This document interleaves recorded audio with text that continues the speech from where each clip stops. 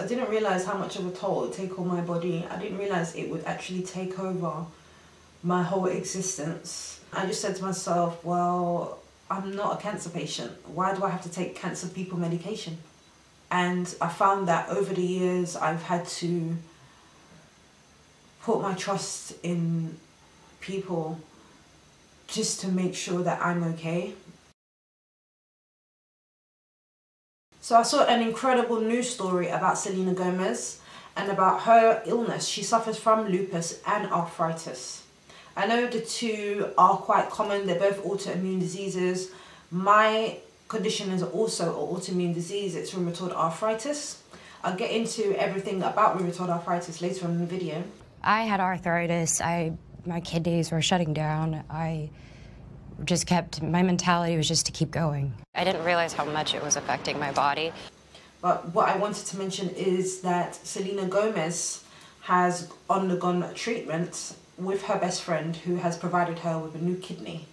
So she's had a kidney transplant and it's worldwide news. But for me, the story hit home more because I'm someone who suffers from a long-term condition and I know the effects it has on my body physically and mentally. And just looking at Selena Gomez in the interview and looking at how she was expressing herself, but I could just see so much sorrow behind her eyes.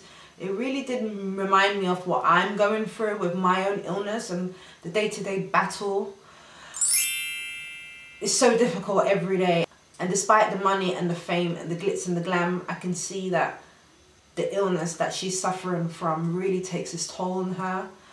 I could see that her eyes were really, you know, like dilated and she just looked really low. And it's like, it takes one to know one. When you're going through the same sort of illness, you can spot the sign just like that. And that's what happened when I watched that video. And I felt overwhelmed and compelled. And I said to myself, you know what? Your health is so important and never ever turn a blind eye on it. You know, if you feel pains or if you get constant headaches, never ignore it. Don't just take a paracetamol and keep going. Seek medical professional help because that could be what saves your life in the long run. So in relation to myself, I was diagnosed with rheumatoid arthritis in 2009. I have a video about this whole diagnosis situation, my whole rheumatoid arthritis journey.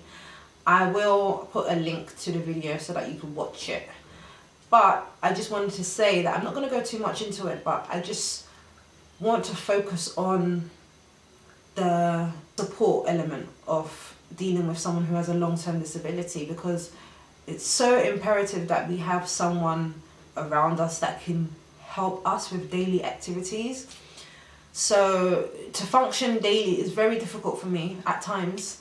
Rheumatoid arthritis is an autoimmune disease, just like lupus is, and it is the fastest growing disability here in the UK alone. Arthritis is the fastest growing disability here in the UK alone.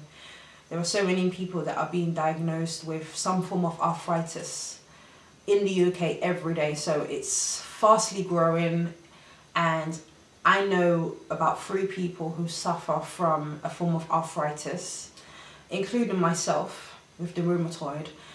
Rheumatoid arthritis is an autoimmune disease, meaning, in a nutshell, my immune system attacks my joints. So every single joint I have in my body, fingers, wrists, elbows, shoulders, these are my pressure points. See, right now I can't even really put this hand up because it's really aching. So these are my pressure points, here and here. These parts really ache today. My knees, swollen, my ankles. So anywhere where there's like a joint is where it's hurting basically. And I've been feeling a bit of pain in my neck as well last night. So my immune system attacks my joints. People who don't have rheumatoid arthritis have normal, healthy, flexible joints. So they move without pain, right? However, with people like myself who have rheumatoid arthritis, the fluid that is in between your joints, called the synovial fluid, is what provides suppleness and moisture for your bones. If you do not have this synovial fluid between your joints, your bones will rub together. They were literally rubbed together like this, right? And that's what's happening with mine.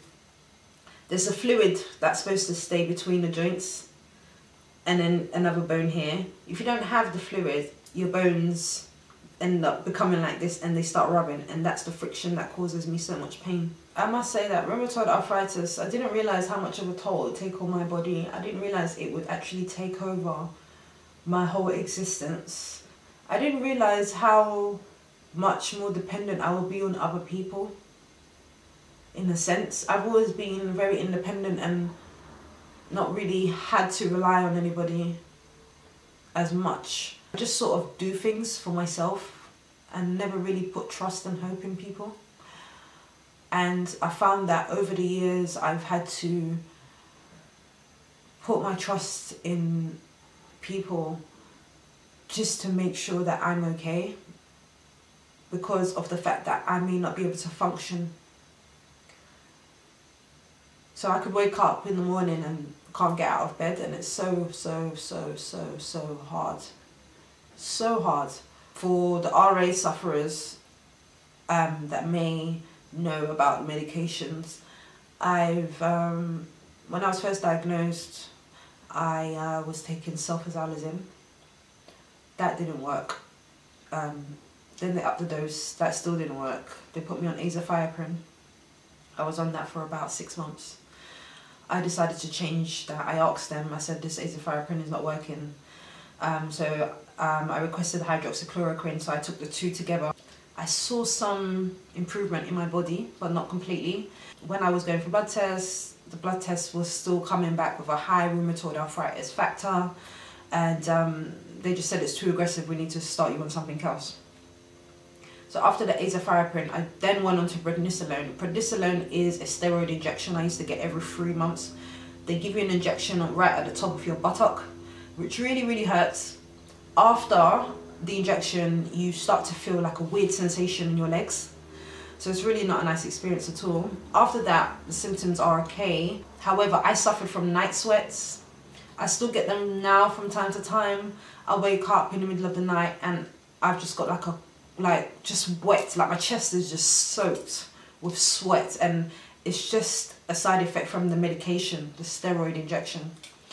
But it really does disturb my sleep, and I wake up in a bad mood. It's hard to get back to sleep. It's horrible. It's not a nice feeling at all.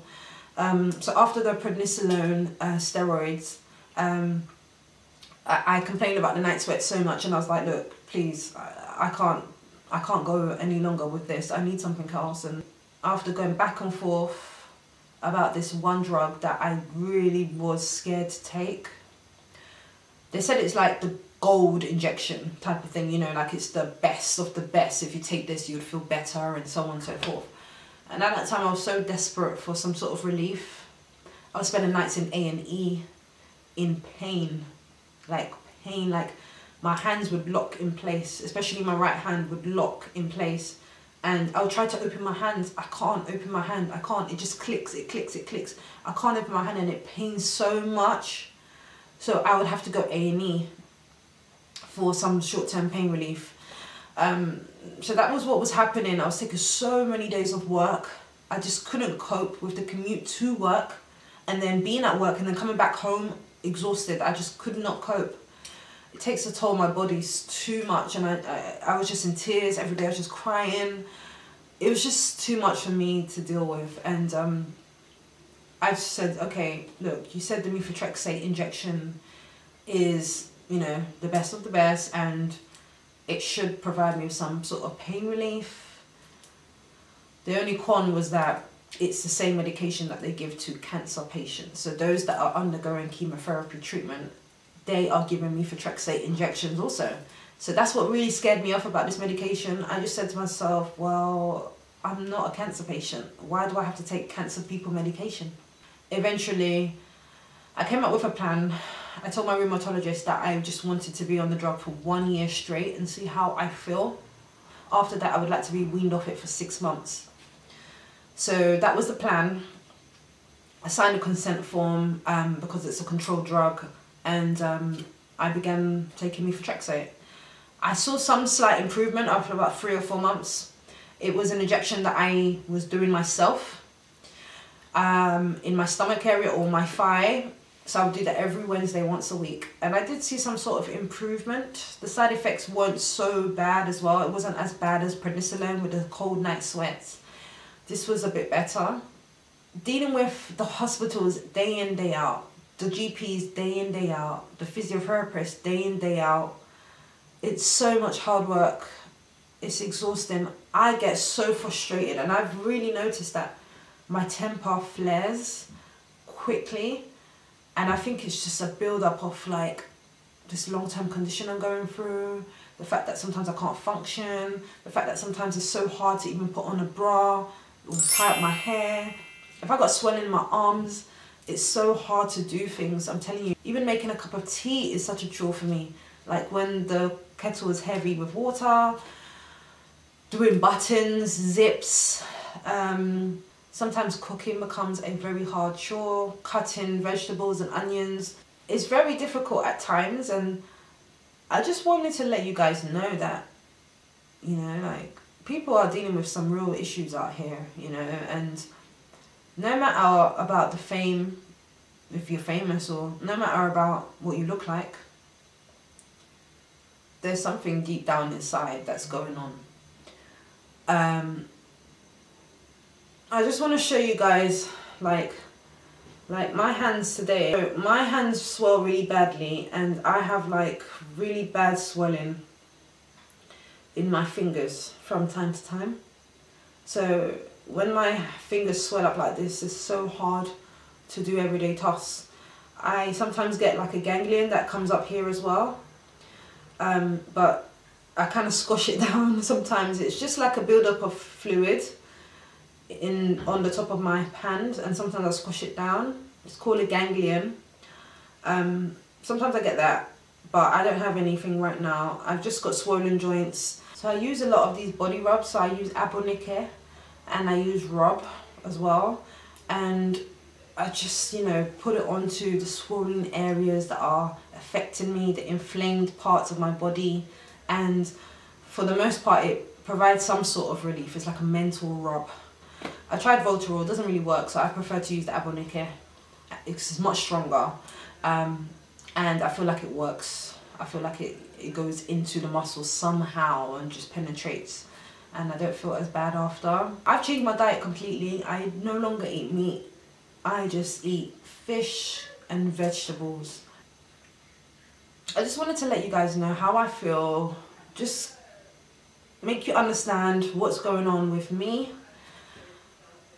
make you understand how I feel day to day. Maybe this video has helped someone and provided some sort of insight. It's helped me. I feel a tad bit better now that I've come on camera to speak to you. I've been wanting to do this video for a bit now and just kind of been putting it off, but today I just felt like, after seeing Selena Gomez and just looking at her, and I just really relate to the feeling of, you feel trapped in your own body, and you feel frustrated, and you feel angry, and you feel like, why me? And you feel low, and you have your moments, and you feel really horrible at times, and it's so difficult. Life is hard as it is, let alone having to deal with a long-term condition as well. I just felt like it was necessary to speak up on this issue, and I really hope that this arthritis campaign goes worldwide, and I start seeing a lot more coverage about arthritis on the news, on commercials on TV, you know, just how we have this stand up to cancer situation going on, this whole campaign. I really hope that rheumatoid arthritis, or just arthritis in general, is taken very seriously, and it's made more of an important issue in the UK rather than to be sat back on the back burner, you know. I really would like for it to be widespread and for people to speak about it more. Let's spark a conversation. Somehow we'll just have to slay this arthritis together because it cannot ruin us, it cannot take over. We just have to deal with the way our body feels every day and be strong. That's what gets me through it. A lot of prayer, a lot of guidance, a lot of support from my family. And yeah, without them, I don't know how I would have even been able to sit here and be on camera, or I don't even know how I would have even started my YouTube channel, to be honest. But I'm glad I've got this platform here to connect with other people who are going through the same experience as me, and just to share my journey and hopefully just, you know, inspire others and educate others. I hope to be a help in some way. I hope this video helped you in some way, or maybe you know someone who is going through the same sort of situation as myself, so you can relate. So it's just nice to connect with people, and I'd like to know what you guys think. So if you guys enjoyed this video, let me know. Give me the thumbs up, please. And don't forget to like, comment and subscribe also. Make sure you subscribe so that you don't miss out on my future content. And thanks guys for listening, and I'll see you again in my next one. Bye guys. You get the bag and fumble it, I get the bag and flip it and tumble it. Straight off the lot, 300 cash, can the car came with a blunt in it. Lil' mama a thot, and she got ass, and she gon' fuck up a bag. Pull up to the spot, living too fast. Hey guys, welcome back to my channel. I hope you guys are doing well.